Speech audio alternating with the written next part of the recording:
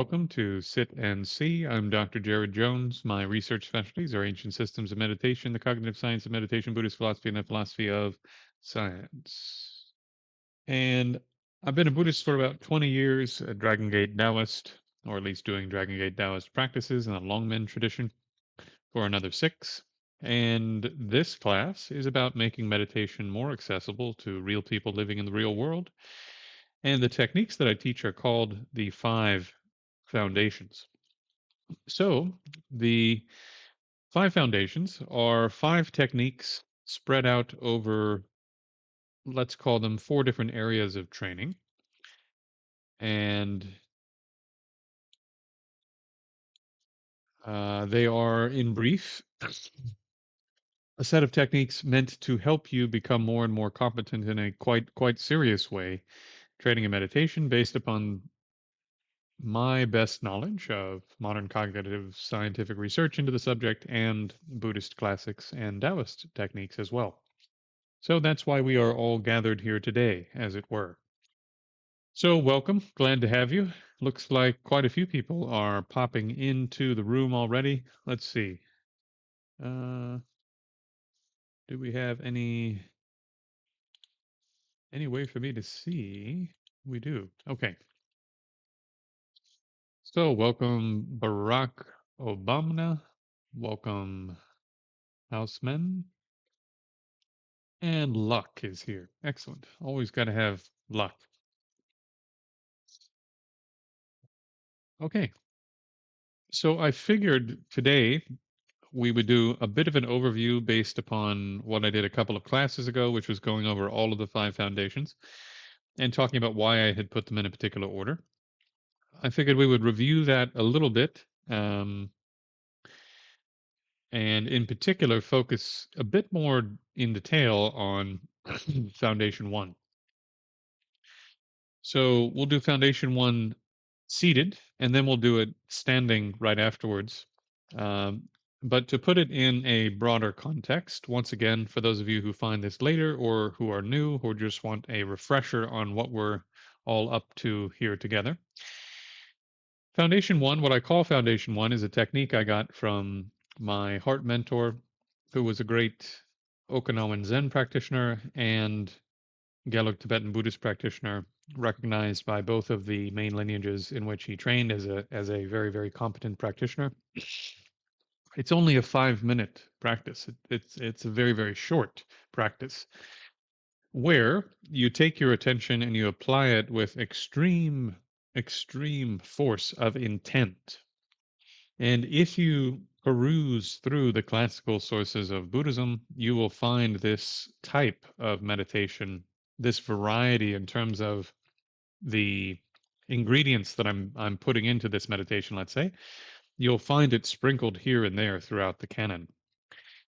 In particular, by the time you get to the Bhavana Krama tradition, the stages of meditation tradition by Venerable Kamalashila, who I believe is 8th century, and the commentarial traditions that then make their way into Tibet based upon his work. And of course, his work is based upon the sutras and so forth. What you find is that the recommendation is do short sessions of meditation in the beginning so that you can get very high quality of meditation before you have great duration in terms of meditation. Also, the first problem you're going to deal with is that your mind is completely out of control. Most of you, even if you've been training for a while, probably if you haven't been training with a technique that involves some force, it's hard to notice how bad your attention really is until you say, "Okay, attention, I'd really like you to just stay somewhere that I'm putting you, and I'd like you to do this little activity. We're going to look at the patch of skin. We're going to count the breaths, blah blah blah." And then you notice that your mind is totally out of control. And I've talked to practitioners who've been at this 20 years or 30 years who I give this 5-minute practice to, and they are just absolutely shocked at how bad their attention is. So one of the things, oh, we got a question coming in. Let's see. Hello, Data. Wondering. The extent of your experience of a breaking of a meditation inner vessel. Any advice for that? Meditation inner vessel. You'll have to expand on what you mean by an inner vessel. Uh, okay, carrying on with the current topic. If if you do foundation 1 properly, intensive breath meditation, the quality of your attention being applied to the object, and not just the object in terms of the breath, but the object in terms of breathing and counting. That's the object, right? The object is the full activity you're engaged in deliberately. So, as your mind is absorbed in this activity of breathing and counting in Foundation 1, the entire exercise is set up to show you how bad your faculty of concentration is. This is why it shows it to you so quickly. You use great force. You ask your mind to pull in, simply observe this tiny patch of skin inside my nostril or near my nostril. Don't do anything else, please. And immediately it does everything but that. When you look at the classics in terms of training and meditation, a huge number of the classics frame meditation training as the taming of a wild animal. Sometimes a wild elephant, sometimes a wild horse, sometimes a wild oxen. These are classic examples. Everyone clues in on the monkey mind, but honestly, I don't think the monkey mind is the best example. I think if you look at the way that a wild horse or ox or elephant, and you can look at videos of this on the internet, if you look at the very earliest stages of that training process, that's much more like what your mind is like when you try to grab it and place it somewhere, which is why I think they use the analogy. Likewise, as an animal, especially a ruminator, right, becomes more tame, they can become capable of absolutely extraordinary, unbelievable things if they're very, very well tamed, right? But in the beginning, they are literally thrashing for their life and death. So these are the analogies that are used, and I don't think that's mindless. I don't think that's a mindless use of analogy. I think that's a very deliberate use of analogy. Uh, and everyone, not everyone, but out of, I don't know, 100 people or so now that I've taught this technique to, maybe only one has said that he hasn't noticed how bad his mind is through doing this technique, right? So, extremely common experience that even if you've been meditating for a while, this technique really places a lot of awareness very quickly on the fact that your mind's attention is very slippery, and your mind will thrash like a wild animal trying to get away from the activity. So, what is the activity in Foundation 1? The activity is placing your mind on just a small patch of skin with such force, such intensity that ideally the rest of your body disappears. There are no thoughts. You don't see anything. You don't hear anything. You don't smell anything. You don't taste anything. The only thing that exists is this tiny patch of skin. Can you do that on a Monday night just because some guy on the internet told you to do it? Probably not. Will you be able to do it next week? Probably not. But the bar in terms of what it means to actually concentrate on something is quite high in Buddhist literature, right? It's not a low bar. So, can you do this today? Probably not. What can you do? Well, if you think about your attention a bit like a liquid, right? Sometimes I use bandwidth, like internet bandwidth, but liquid is also a good example. Right now, you have the liquid of your awareness poured into 6 different vessels. You have it poured into the visual vessel, you have it poured into the auditory vessel, and so on and so forth, right? And then you also have it poured into the vessel of mental content. So the mind is busy creating mental content in addition to sensory experience. So in meditation, you're trying to pour all of that liquid into one single place, one vessel.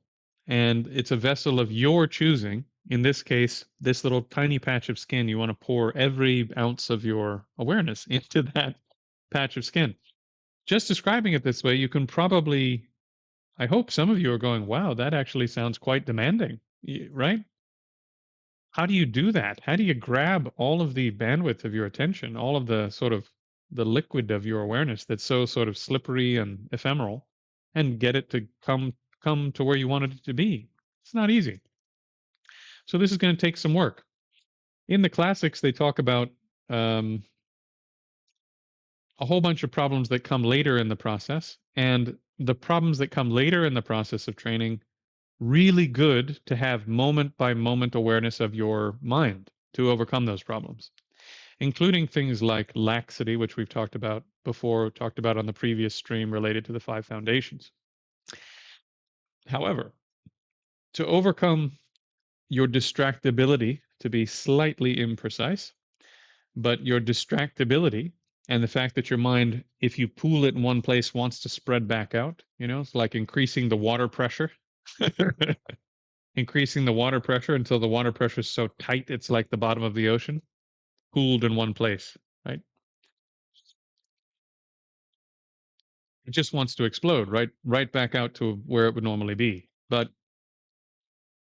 this takes mental pressure to keep it contained, to keep it pulled in. And the amount of mental pressure that you place on it has to be equal to the force of it trying to escape, or it won't stay there.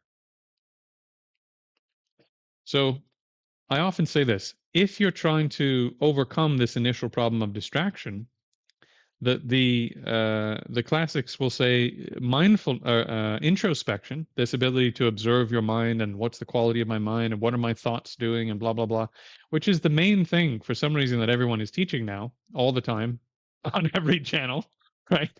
That's the main thing people are training. That's the second quality you need, not the first. The first one you need is, can I get my mind to go where I told it to go? Because if I can't do that, then being aware of a whole bunch of stuff my mind is doing, it's if I can't actually get my mind to do the thing I'm asking it to do, first of all, this is going to be really hard. Secondly, uh, what are you going to do with this capability of just sort of observing random stuff that your mind comes up with and chasing it around? And I mean, I've met people who have done 20 or 30 years of that practice, and according to them, not according to me, they're still in sort of quite ordinary mental states all the time.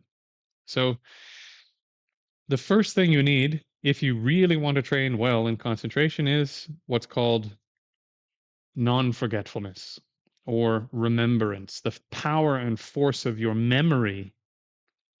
And you need discernment. You need to be able to discern what's actually happening, right? Which has something to do with this mental faculty of introspection, of observing your mind. But the main thing is, how strong is your memory? How well do you remember what you intended to do? And how well do you remember the instructions for the practice that you're doing?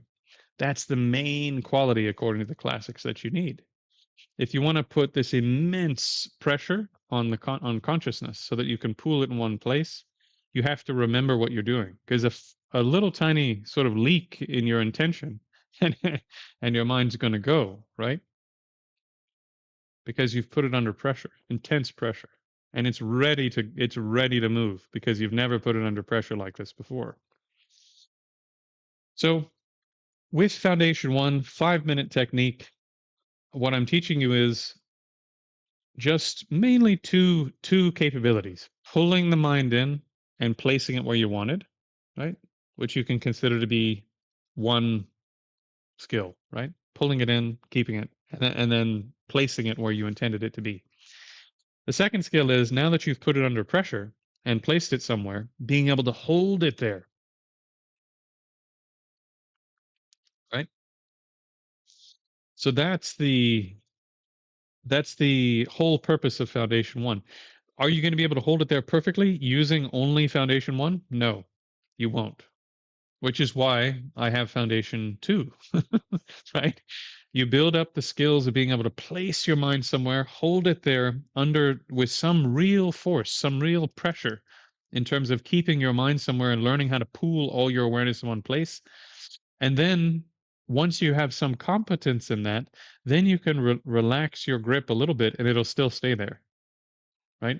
You don't want to do that in foundation 1 because the point is to build up that muscle of being able to grab it and hold it. You want to do that strongly so that you're holding strongly. But second technique, you relax your grip a little bit, and then you're moving the awareness through the body, which calms down the nervous system, et cetera, and therefore the results. A bunch of my students now are because I started about 90 days ago teaching this a bit more full on to the public. I have students now who are doing that practice, and they're reporting the same thing. One of the interesting things that happens if you do body scanning practices is that the body and the nervous system begin to support the training. So instead of just brute forcing with your mind by trying to hold your mind on the breath for 2 hours, or just to sit there and try to observe your thoughts for an hour, right? Which are very common practices given out to people nowadays that I think are not very good for beginners. Instead of that, you do a body scan where the mind has something to do. So it's hard to get bored, first of all, because we're beginners and it's easy to get bored, right? So you give the mind something really interesting to do, which is scanning the body, right?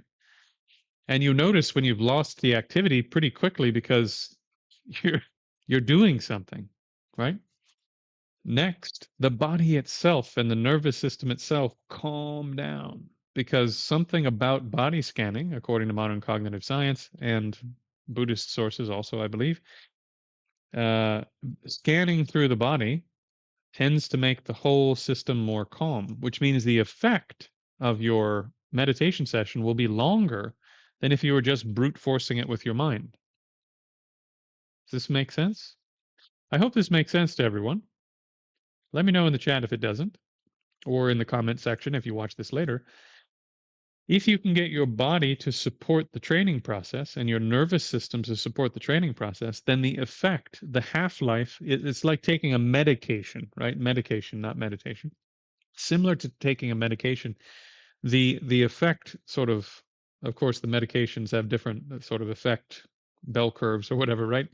But the effect of the meditation starts to arrive like this, and then it's there and it starts to decline, right? When you stop doing the practice, the benefit starts to decline. So if you're just brute forcing it with your mind, it probably goes like this, and pretty quickly you're back to where you were or only slightly above where you were. However, if you've done something that also includes the body, now when you stop doing effort, there's no more effort, right?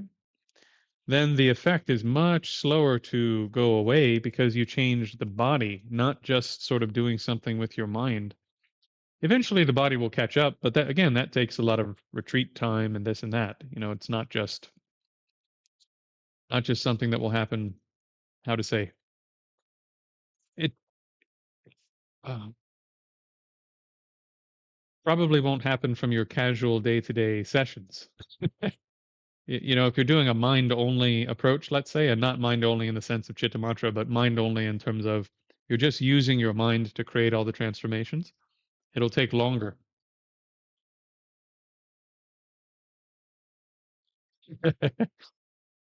Hello, Dr. Doom. Okay, so just in terms of adding a bit more detail, I hope that makes sense.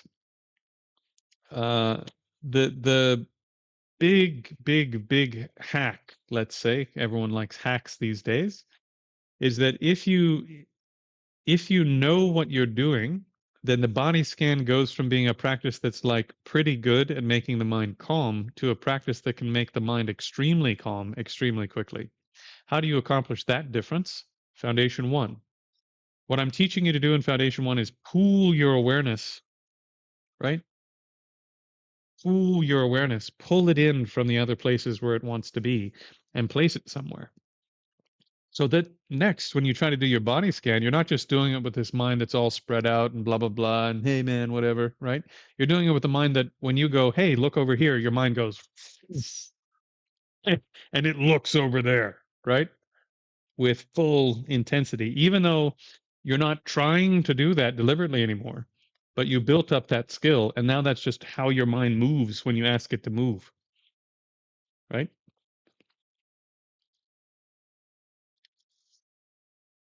Okay. So then you go through your body scan with this mind that has much more intensity to it. much more intensity to it when you've placed the mind in the body and you've asked it to move around. So now this makes the nervous system very calm, and the effect, the half life of the practice will be much longer than a person who's just, how to say, than a person who is doing a body scan with a mind a mind that doesn't is not very tame already. You know, the mind's sort of scattered already. Um, or a person who's just sort of brute forcing it, sort of mind using their mind as the only tool for their practice. So these two in particular are meant to help you. These two practices are meant to help you overcome the first problem, which is distraction, that your mind is not going to do what you told it to do. Okay. Okay, let me very briefly answer any questions that came in the chat, and then we'll do our practices. And if you're getting a bit of lag, just go back in the stream by 3 or 4 minutes and hit play from there, and then it'll catch you up. Okay. Inner vessel, says Data. A vessel for the cultivation of chi, which you mentioned last week in Nadon, building a chamber to harness chi. However, the vessel can break or even fail. Yeah, that's a bit above the level we're training in this class. But for those who are interested, I know some of you, for this is like a broken record now, but for those of you who are not new, um, so part of what you do in Taoist practice and 18 Lohan Palm practice, which comes through the Shaolin lineages, is a practice called Neidan, internal alchemy. And there's a similar, very similar, maybe even the same practice. According to some people I've trained with, it's the same. Um, on the Buddhist tantric side, where basically you're learning to create, let's call them vessels, to hold substances inside, right? And where your mind goes, these substances begin to pool, they begin to collect. And so you collect these substances using various techniques. Um, and then those substances can be used to do various things to improve the quality of your concentration, your practice overall, lots of benefits. Um, and so the question in the chat is about, well, what happens when the integrity of one of these vessels is not so good? Well, if you were to look at the 18 Lohan Palm system, the way that Neil has set it up, for example, and the way that I was also trained doing Longmen Dragon Gate practice, they spend a long time building up the integrity of the vessel before you're filling it. And even while you're filling it, quite often it seems to me that the practices themselves are meant to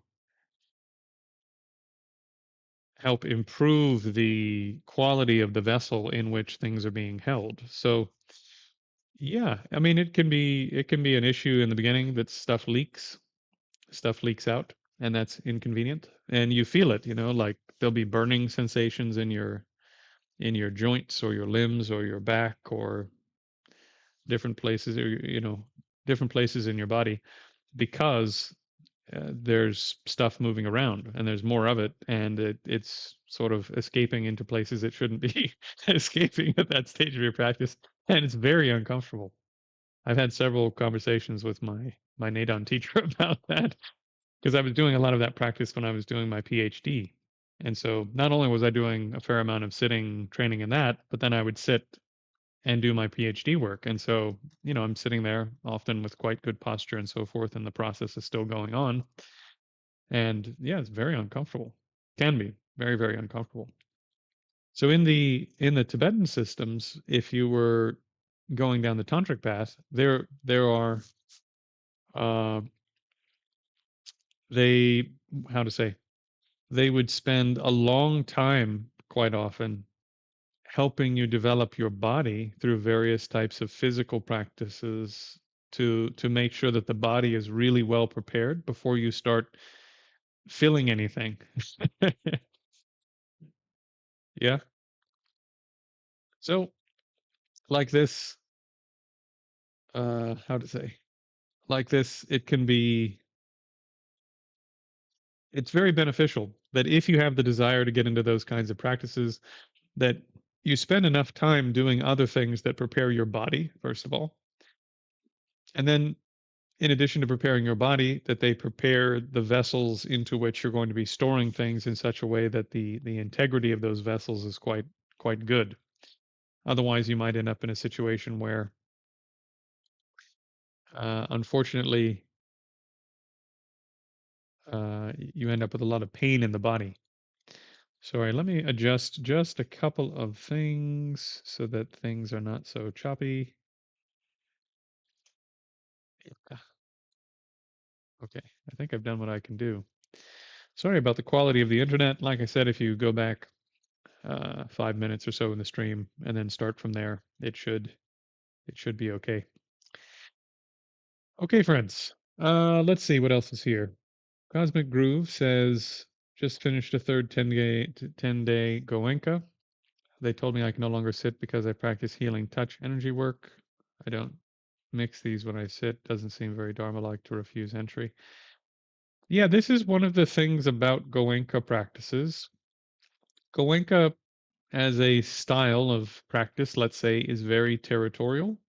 They don't like you to do other stuff. And quite often, if they find out that you do other stuff, then they ask you not to return or to give up that stuff if you'd like to return.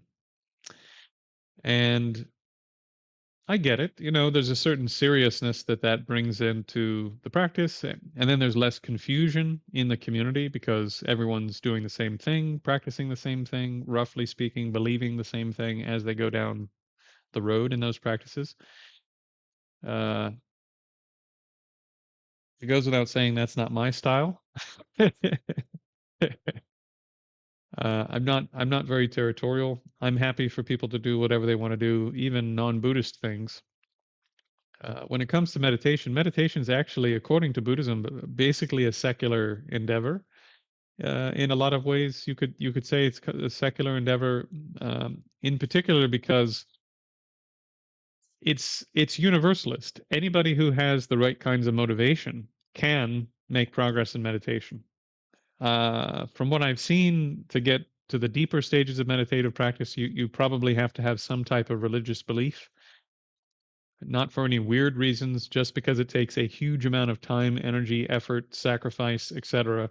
And I haven't met anyone yet who has been willing to put in that amount of time and energy and sacrifice and so forth, unless they had religious motivations, you know. So it's just sort of a practical matter, maybe more so than a some sort of mystical thing. uh, okay, so yeah, I think the practices they teach, from what I can tell, are pretty good. I don't generally recommend them personally, just because they have this other culture that's quite territorial, and I don't think that's very good for the Dharma overall, personally. But if people are already doing it, I don't discourage them from doing it because the practices are fine. As long as you, as an individual, know that, look, if you're doing something else, don't talk to them about it because they're not going to like it, is the bottom line. And what else? You know, not only are they not going to like it, but they might ask you to stop coming, and it can get awkward. So, okay, let's see. Dr. Doom, after 30 minutes, the breath becomes very short and subtle, making it difficult to maintain awareness of it. What do I do? Okay, so I want to leave enough time for the actual practices today. Let me answer just that question, then we'll do our practice, then we'll come back to questions if there is time. Yes. Okay. So this is a very common issue if you're getting a little bit of concentration. If you're getting a little bit of concentration, then what you'll find is that the breath probably slows down. For example, it's not uncommon for your breath to get down to somewhere between one breath and four breaths per minute while meditating, which is way below the normal breathing rate. And when that happens, if your breath gets really subtle, like down to one breath a minute, or even some people down to like one breath every 2 minutes, you can even begin to lose track of the breath entirely because it's moving so slowly you can't feel it moving, and so it seems like it's stopped moving entirely. And so this is also why the breath is not the best object to take you all the way down the path of training and concentration. Because if your concentration gets better, the breath slows down, becomes more subtle, becomes very, very difficult to detect, right? And so actually, generally what I say is even for foundation one, you're not actually placing your attention on the breath. You're placing your attention on a patch of skin where you're feeling the breath. You with me? So as far as foundation one is concerned, as long as you can feel that patch of skin and you can feel the movement, and through the movement you can know that breath is occurring or has stopped or whatever, then you can do the counting and so on and so forth. But even if the breath stopped while doing foundation one, you would just be maintaining your awareness of the patch of skin. The counting would stop because the breath has stopped, or the breath has become so subtle that it's taking you 2 minutes to take a breath or whatever. No problem. You have an object already, the patch of skin, right? But again, I mean, even my teachers in the sort of mainstream Geller tradition have said this in retreat. It was quite funny. He goes, if you're doing breath practice, blah blah blah, and your breath stops, then it's makes it more difficult because now the object you were using isn't there, right? So the one solution to this, let's say, if I were to put it in these terms, I suppose I could. I haven't read this exactly this way in a classical source, but I'm synthesizing a few things. Is you know there are all sorts of practices where you could rely on an external object, and the breath is considered to be, ironically, an external object. Um, so placing your awareness on the breath is would be the equivalent, for example, of, I don't know, visually speaking, placing your attention on this cup, right? It's an object that's appearing in that field of awareness, just like your breath is an object appearing in the field of awareness of tactile awareness. So, yeah, breathing is an object that's very good for helping the mind calm down initially. So this is why it's usually there at the beginning of a lot of meditation systems. But unless you're doing something deliberately to control the breath, then the breath will slow down and then stop, and it stops being a good object. So, some systems of meditation training coming through the Middle Indian Buddhist period into the Tibetan canon, they basically take you straight from doing nothing to using visualized objects, because visualized objects aren't going to go away if you stop breathing. And also, if you can do visualized objects, you're preparing yourself for tantric practice and all sorts of stuff. You know, all sorts of benefits to using them. Anyways, but they're also, in my experience, visualized objects are not very good for beginners because they're really difficult to use if you're trying to overcome the first couple stages of training and concentration. So I keep them in there at the beginning just as a visualized image of the number one, very short, right? But I don't include them in the rest of my training process because, I mean, beyond that level of being able to hold an object for a very short period of time, unless you're going to be doing other practices where you're visualizing deities and so forth, I just don't know why. I don't know why you wouldn't use an object that's so much better for the various stages of training that you encounter as a practitioner. Like, body scanning is way better for calming the mind than visualizing a Buddha.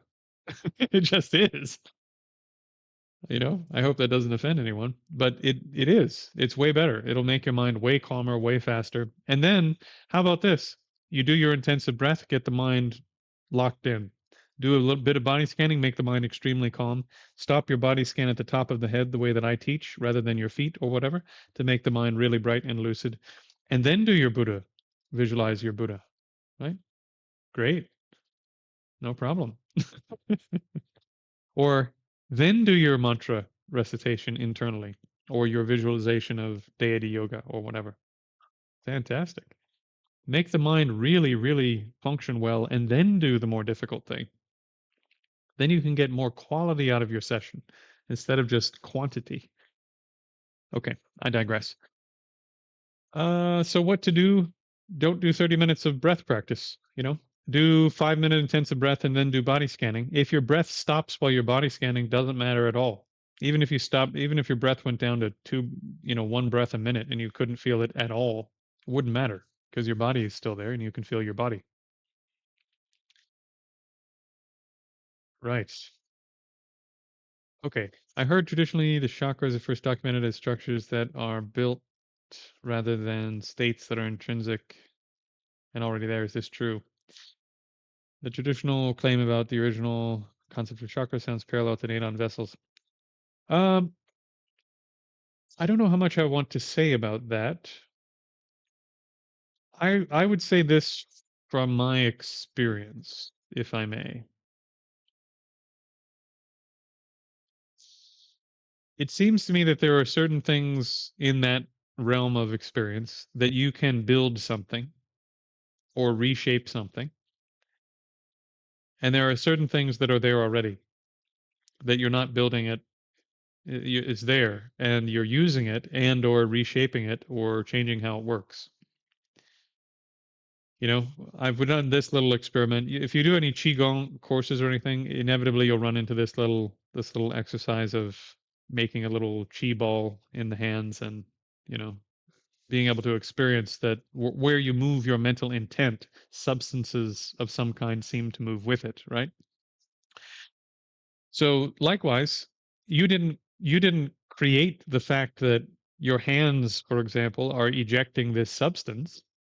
You just put your intention between the hands, and then you feel that there's more of whatever that is in between the hands, right? You didn't invent that your feet do the same thing. You didn't invent that out of the top of your head does the same thing. You didn't invent that when you feel emotion, most of the time it starts from here and then it spreads out, mostly through the center of the body and then out to everywhere else. You didn't build all of that. It was just like that. So there, it seems to me that there are certain things that are just there in the system, and even in the Nadon systems. Just for your knowledge, same, not exactly the same, but similar. There are areas of the body where there's already stuff there, and you're not building anything. You just place the mind in parts of the body where things already are, and then that does things that you could use for your spiritual practice or give you deeper insight into things. That makes sense.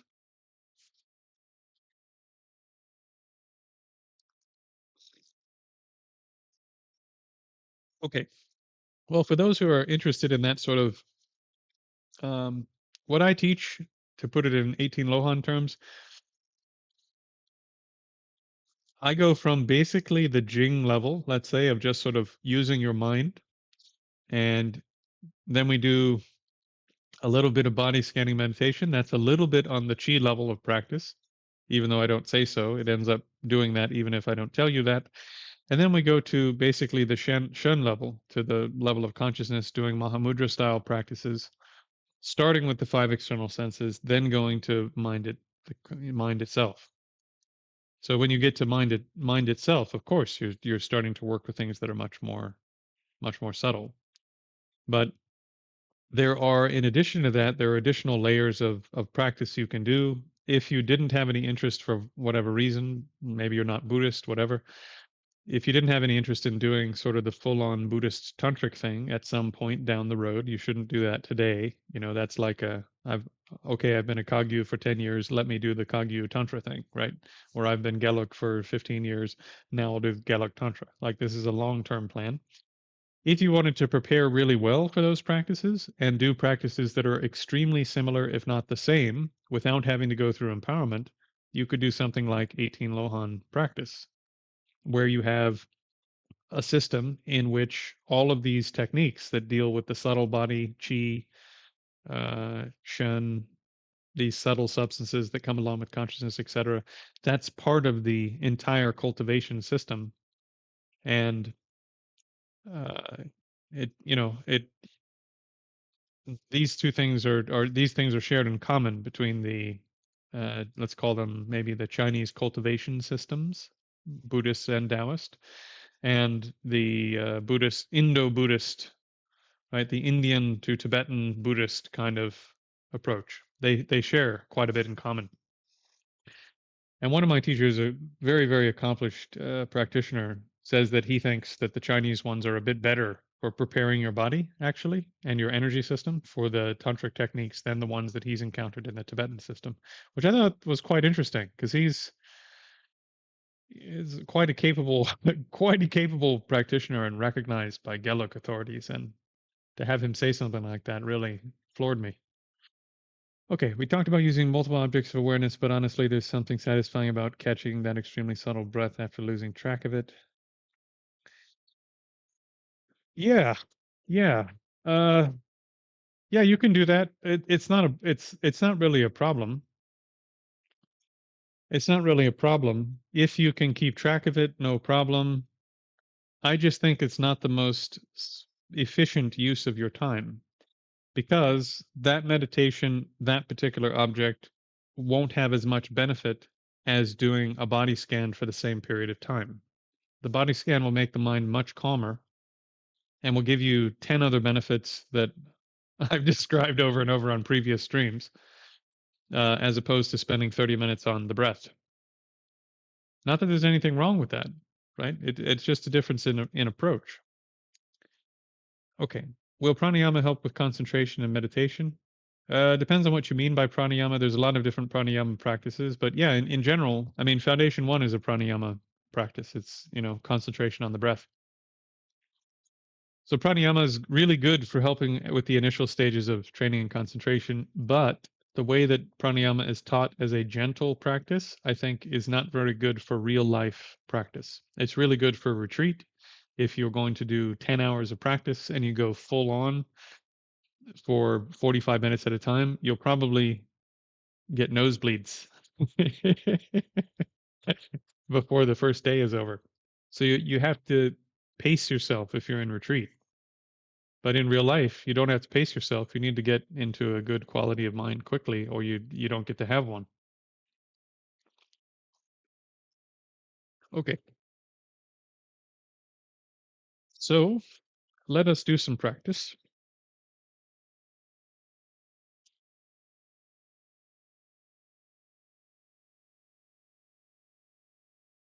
Good, good, good.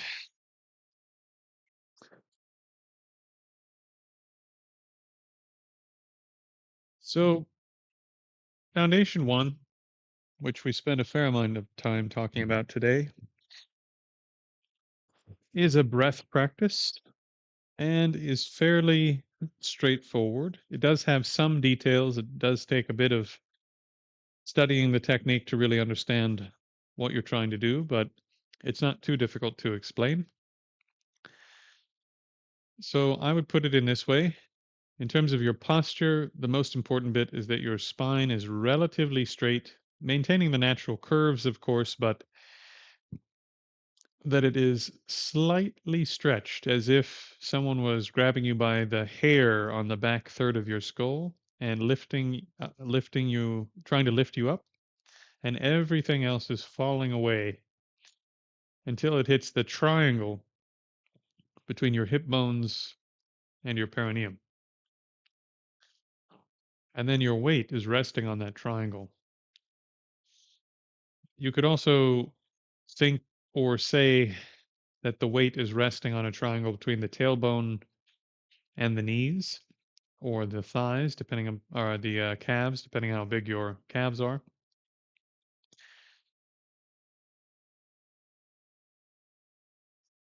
But in terms of trying to figure out how your weight should be resting, there should be relatively straight line from the back third in the middle of your skull down to your perineum. Then, maintaining that posture, you'll find that if you lift the elbows away from the body slightly, I'll pull mine down. If you pull your elbows down and back, you'll start to feel, if you place your attention in your back, you'll start to feel that there's some tension that builds up in the back when you do this. But if you allow the elbows to float out, then they act as a counterbalance in terms of your weight that holds your spine, helps hold your spine upright without having to use very much muscular force to hold the spine upright. So that can be one of the benefits. But in terms of the rest of the arm, you could have it here. You could have the hands sort of on top of each other, and I mean, there's so many different postures. But it's really in my experience, it's the elbow that's the most important bit. If the elbow is too far back, now your body wants to start falling one way or the other. But if the elbow is slightly lifted away from the body in this direction, just a little bit, then the shoulders can relax if you relax the back of the shoulders and the top of the shoulders. When that relaxes, that just acts as a counterbalance to the spine and helps you hold your posture upright with less effort. And then, other than those two details, I would say that most of the details at this level of practice don't matter too much in terms of your meditative session. As long as your body is relatively comfortable and not distracting you, for 5 minutes of practice, that's good enough. So place your attention breathing in on a small patch of skin, keyword small, either inside or near the exit of your nostril or near your nostril, wherever you feel the most intensity in terms of the sensations of breathing.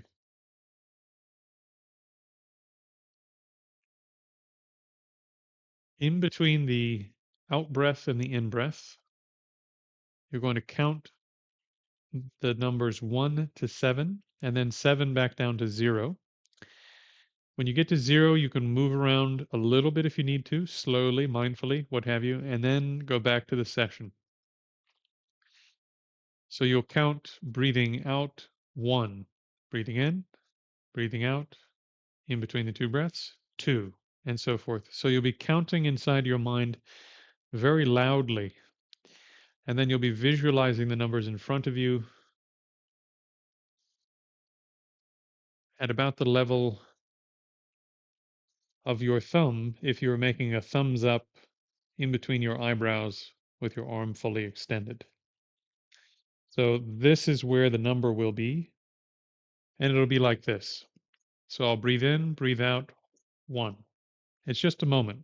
You see the number goes away, your attention goes back to the breath. Breathing in, breathing out, 2. Breathing in, breathing out, 3. Just a moment. So the counting is there, but let's say 80, 90% of your awareness is remaining on the breath. I recommend visualizing the numbers white, which will be difficult in the beginning, but because your mind will consider the black background of your eyelids to be the background on which you're visualizing the numbers, if you visualize them black, it'll be more difficult. And there are benefits to visualizing it in white, which don't need to be discussed today. So, counting from 1 to 7, 7 back down to 0, place your mind on that very small patch of skin. When I say begin, it's extremely important that you place 100%, as if your life depends upon it, as if everything you care about is riding on your ability to keep your mind where you put it, because it is. If your mind is out of control, the rest of your life will be out of control. If your mind's under control, the rest of your life, to the degree that it can be, will be under your control.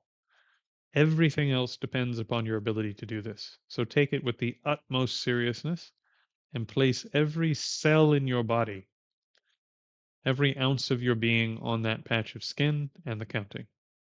When I say begin, at that moment, bring all of you to the activity.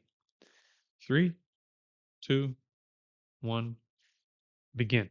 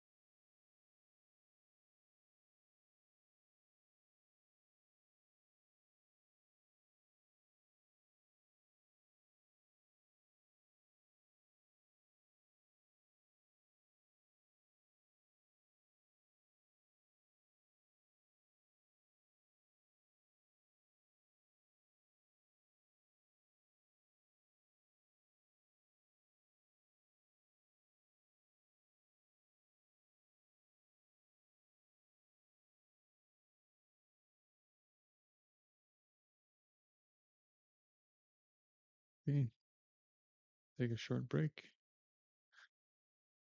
While you're taking a break, come to a standing posture.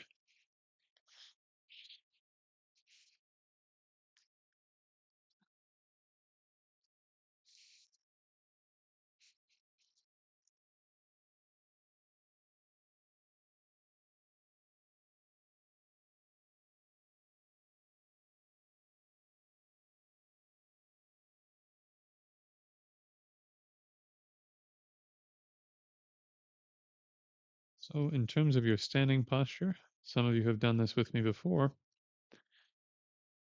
Feet pointed forward, lined up parallel to each other. So, not like this, not like this, not like this. Forward. Seeing it on my chest, your feet can be hip distance, which is here, right? Here's my hips, or shoulder distance, which is here at my shoulders, or anywhere in between those two, but it shouldn't be here, right? So, in terms of the knees, slightly bent. In terms of the weight should be somewhere between here and here, somewhere between the back of the ball of the foot and the front of the heel of the foot.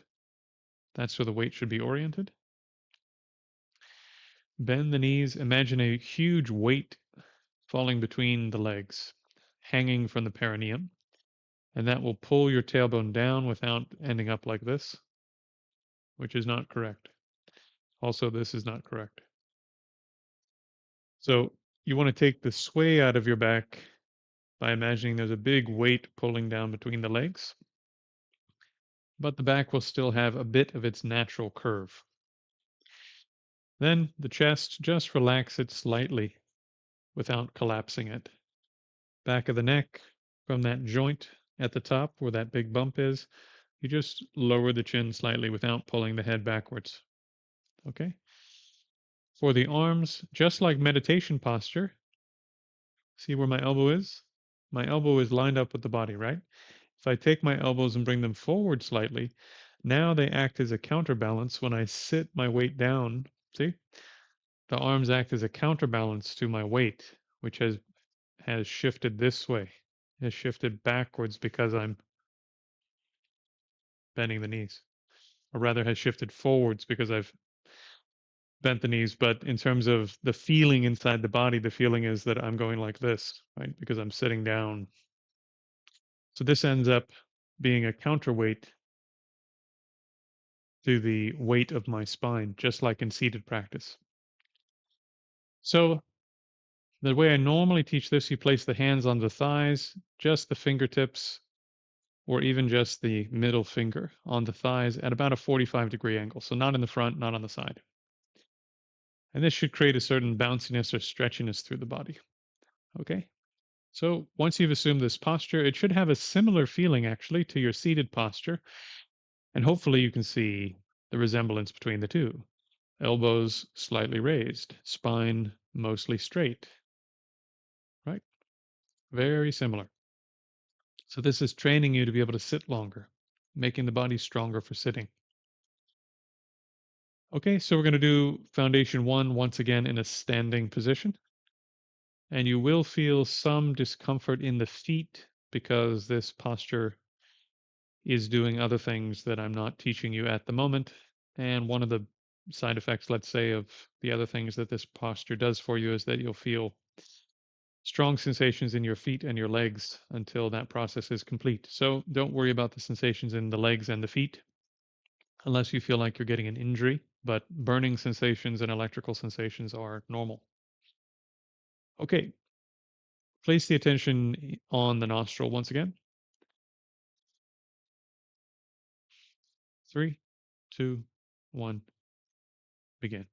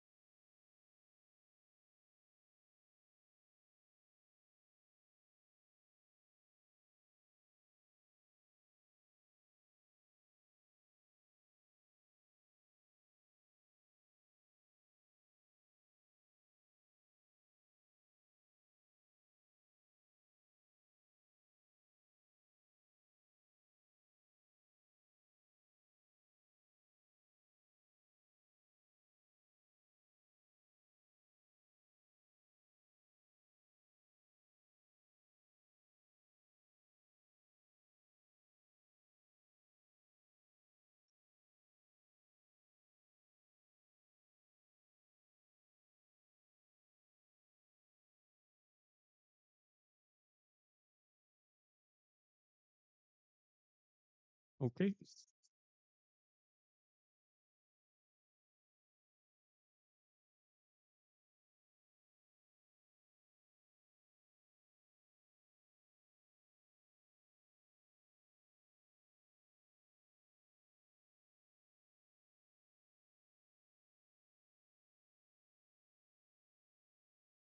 Questions?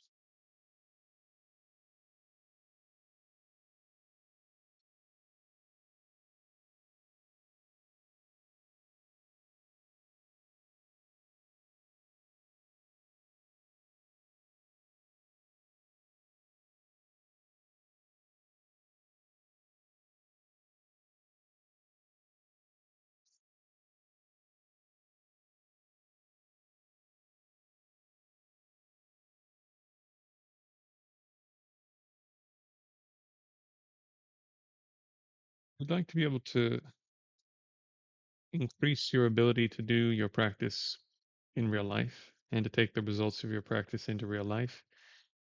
You need to train progressively, taking the basic skills that you have in the most basic form that they exist from a very easy, comfortable circumstance into a increasingly more difficult, more demanding circumstance. So once you have some skill in Foundation 1 seated, it's good to do it standing. And once you have some skill in body scanning, Foundation 2 seated, it's good to do it standing. Once you have an ability to make the mind very, very, very calm through standing and doing body scanning, then you can do 5 points, which we covered in the previous class. So through doing 5 points, you can then start to do walking meditation. Very difficult to do Foundation 1. I mean, you'd fall over, right? You put all your attention on the nostril. While walking, you'll fall over. Likewise, sometimes people say, "Oh, well, if my boss gets angry at me or this or that, I just start doing breath practice." I'm like, "No, no, you don't." As if you were really doing that practice, you would immediately lose contact with what they were saying.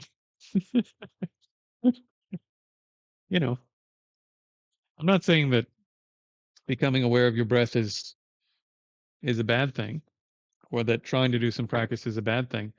But if you were legitimately bringing full force of concentration to something else while you were trying to deal with a difficult situation at work or in your relationship or what have you, you would lose contact with that, right?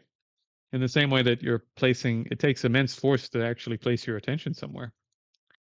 So what you could do is through training in 5 points, for example, and training at walking, you can learn how to divide your attention between a highly concentrated activity like keeping the mind spread out in the body, like keeping it in the hands and the feet and the top of the head, and also seeing and also hearing. So you can learn how to divide your attention while keeping the quality of the mind still and calm, but also bright and fresh, because, in particular, because you're placing awareness at the top of the head. So you keep the mind bright and fresh and calm, and this is a mind that you could take into a difficult situation. Likewise, when you transition from that to Foundation 4 and you start doing, well, actually, this is still in Foundation 2 and 3, you start doing 6 directions of awareness within the tactile sensory field. And you start doing full body meditation where the entirety of the tactile field is your object of awareness. Now, once again, with a couple more tools, this becomes the type of technique you can take into real life and use in real life. And it now you stand a chance of being able to do enough practice in enough circumstances that are difficult and demanding that your practice will really be doing something. Because over here, let's say you could do 30 minutes of breath practice and the breath slows down and this and that, but then you get stuck in traffic and your mind is a mess. Or your wife starts saying funny things to you and your mind is a mess. Or your kids start doing whatever at school and your mind is a mess. Or this happens in your business, or that happens in your friendship, blah, blah, blah, blah, blah. And your mind once again becomes a mess. So you have to have tools that allow you to bring more and more of your practice off the cushion and into real life. And your mind won't be perfect, but your mind can be increasingly serviceable, as they say in the Buddhist meditation texts, increasingly serviceable, amenable to being used for what you intended to use it for, which is virtue. Okay. Metal Finger asks, what is karma, by my understanding?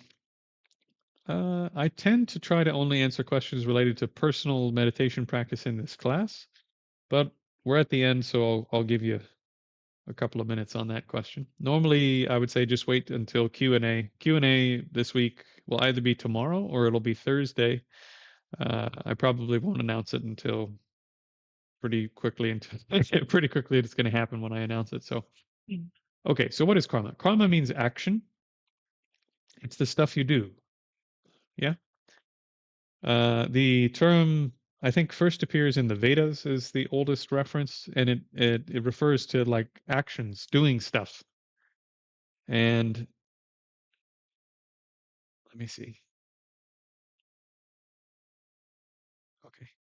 So your actions, when you do things, according to the Buddhist theory of karma, i- they leave impressions or imprints, or sometimes they say seeds, but they leave something behind in your mind, in the stream of your consciousness, or associated with the stream of your consciousness.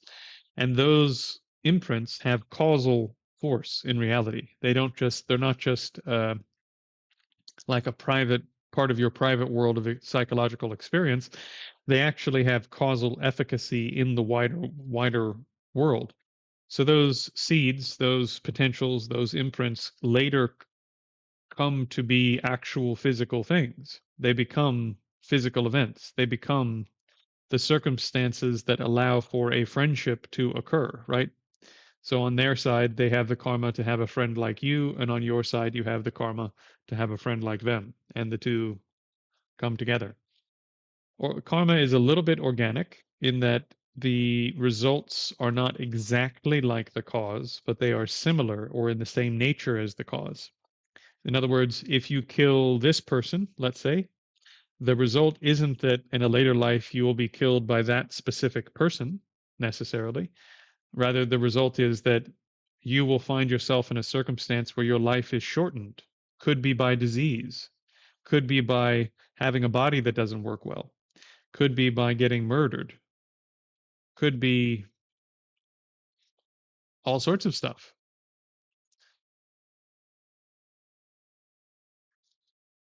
Luck. Go to the Discord and go to the Discord server, and that's down below in the video description. And just send me a message, and I'll try to arrange a time that you could actually attend. Because I know you spend a lot of time on the streams and do a lot of my practices, so I'd love to be able to answer some of your questions.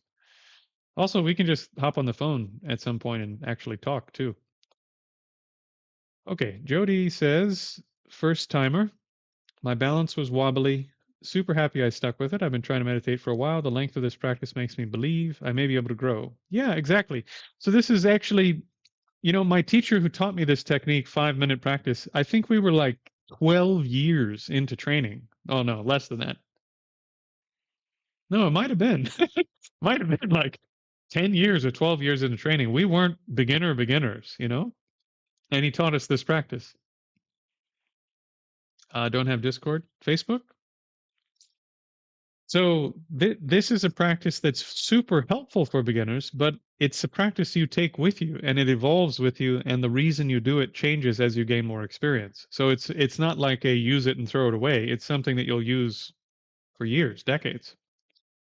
That being said, it's only 5 minutes and it actually produces results. Like I've now had the chance to train maybe 100 or so people in this technique, roughly, and almost all of them. Is that true? At least those that I've talked to have reached back out to me, and that I've had talked to and had conversations with have said to me, This technique makes an extraordinary difference in your practice really quickly. And I've trained people who train in Zen. I've trained people who train in non Buddhist traditions. I've trained relatively secular people. So this is one of those techniques that it's just very well designed. It's very well designed to give you the first couple of skills you need to be successful in meditation. And once you have those skills, you can then apply them to a more sophisticated technique that's working with more of your being, like body scanning. And then the body scanning will really work and it'll produce results again very quickly. So these things, and the body scanning, by the way, is designed to make your body more comfortable. One of the things I do with my body scanning practice is teach you how to make sitting more comfortable. If you get more comfortable sitting, you'll want to sit for longer, especially if the results are becoming more nice. So, this is how it starts to build up. You see what I mean? You gain a little bit of skill in a practice that's short and relatively easy to do, relatively straightforward. And that skill you can then translate to standing practice. Then you can do body scanning practice seated and standing. And you can start building up these skills and taking them, increasingly learning how to take them out into the world. So, yeah, that's sort of the broad strokes. And then I know that some of you are new as well. Jody, I think you're new. Um, so if you wanted to train in this stuff a bit more systematically, as you can see, this is all for free. And when I teach this class, usually it's sort of I'm jumping from here to there because I'm trying to give people a sense of the whole system. But if you want to train a bit more systematically and support what I'm doing here, you could join the school course, which is linked down below. Um, Everything that you'll find in the school course at this time, you can also find for free somewhere else, except for one video that's only in the Lohan material. But I've taught that material several times. uh, so if you wanted to train a bit more sort of systematically and sort of see things put all in one place, you could join the school course. There's a great community there. And what I'm trying to build up with that community is once we get to about 100 people, we can start sponsoring members of the community to go into a retreat. So that's the long-term goal, is to be able to sponsor, between depending on the costs of the retreat and so forth for people, to be able to sponsor between maybe 1 and 4 people a month in the community to go into longer retreats like 2 weeks or 3 weeks or 4 weeks. Because yeah, as lay people, if you can sort out the rest of it, usually the money is the clincher, right? So if you'd like to financially support what I'm doing, because this is all I do, make phone calls, talk to people about their practice, do these live streams, make content, joining the school course is a great place to go. And then you'd have that benefit as well, that when we get to the 100 members in a year or whatever it ends up being, then the established members will be the first people on the rota, so to speak, if you wanted to try to do longer term retreat in whatever tradition you're in. You know, the community is, I'm designing the community to help people with that. Okay. Uh, let's see. Just wondered, Luck asks, just wondered here on YouTube, is the afternoon or evening tomorrow, Thursday? Oh, that's the question. I don't know. I haven't decided. I haven't decided if it'll be tomorrow or Thursday. And I also haven't decided if it will be afternoon or evening.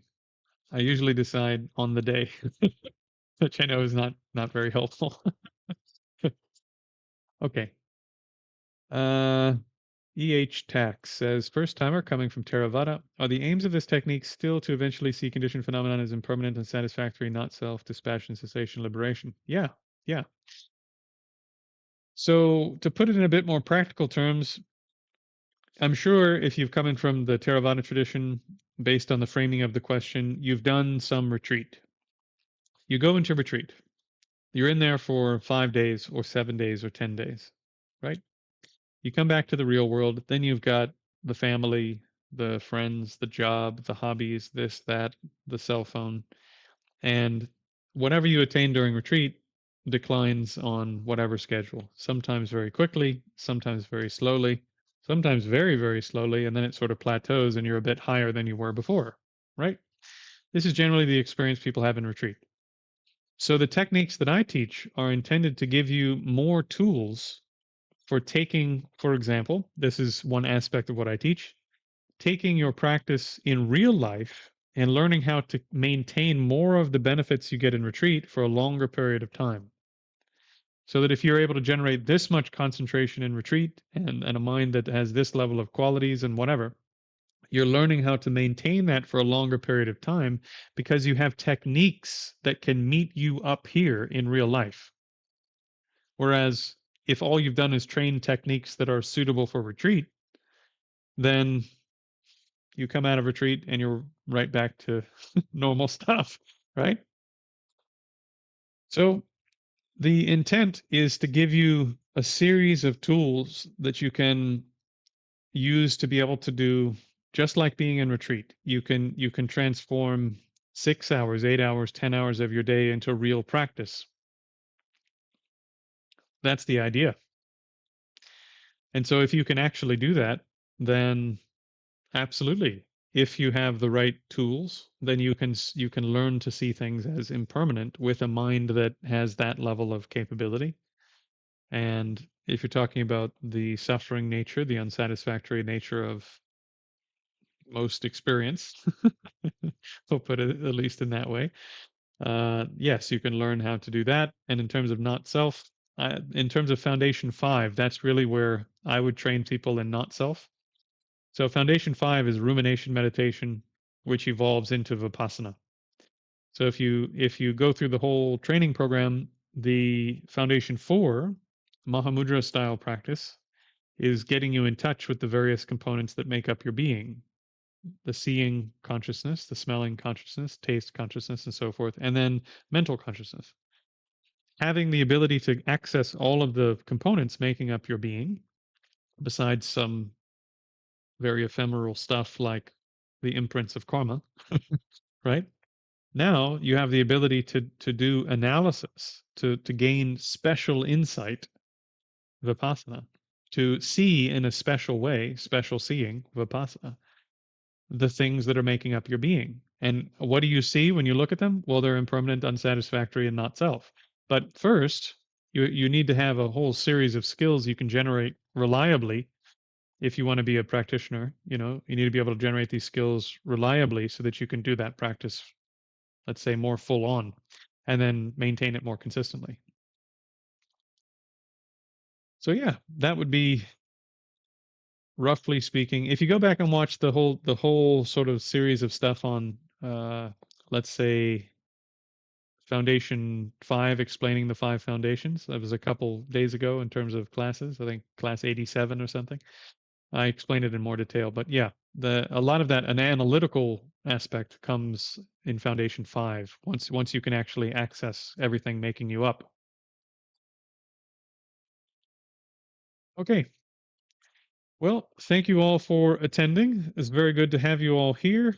Pretty good class. Pretty good class. I hope this has been beneficial for you. Please do, since we're approaching the end of the month. As you know, I teach all of this for free. If you'd like to support these efforts, because I'm still not quite there in terms of having enough coming in that I could do this permanently, please do join the school course, join the 18 Lohan Palm course, which is sort of like, it has everything. It has Buddhist yoga, Buddhist internal martial art coming through the Shaolin tradition, has Neidan. It's the full sort of package, and my stuff is also baked into that package. If you wanted to do both a physical thing, an energetic thing, and the meditation thing, or you can just send a donation through Venmo or PayPal, which are linked down below, and that will allow me to carry on doing this for at least one more month. And yeah, I'd really love to carry on doing this with everyone. So please do chip in if you're able, and we can carry on doing this. Okay, thank you for being here. I'll see you next time. Hope to see you again very soon. Don't disappear before I do. Cheers.